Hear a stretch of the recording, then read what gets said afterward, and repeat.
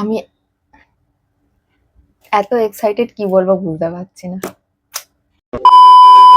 এখন মোটামুটি বাজে রাত্রি 10টা।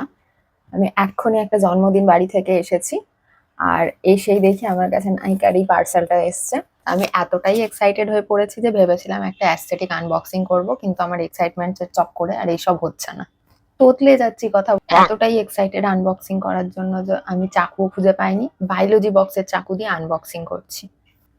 এটা মোটামুটি আমার কাছে একটা স্বপ্ন পূরণই বলা যেতে পারে, কারণ যারা মোটামুটি মেকআপের জগতে আছো বা মেকআপের সাথে অল্প অল্প স্বল্প পরিচিত আছো, তারা এটা দেখলে আশা করছি বুঝতেই পারবে যে জিনিসটা কতটা এক্সাইটমেন্টের ব্যাপার, জিনিসটা পেলে কতটা এক্সাইটেড হয়ে যায় মানুষ।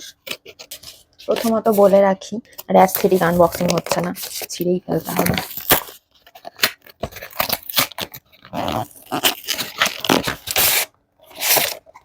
প্রথমত বলে রাখি, এই জিনিসটা আমি বাবার টাকায় কিনিনি, নিজের খেটে ইনকাম করা টাকায় কিনেছি। কাজেই কেউ আমাকে কমেন্ট বক্সে কমেন্ট করবে না যে বাবার টাকায় ফুটানি।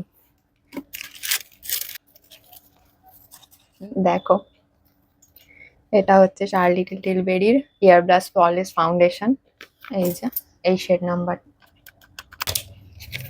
অনেক দিনের একটা ইচ্ছে বা শখ, যেটাই বলো না কেন, সেটা পূরণ হচ্ছে।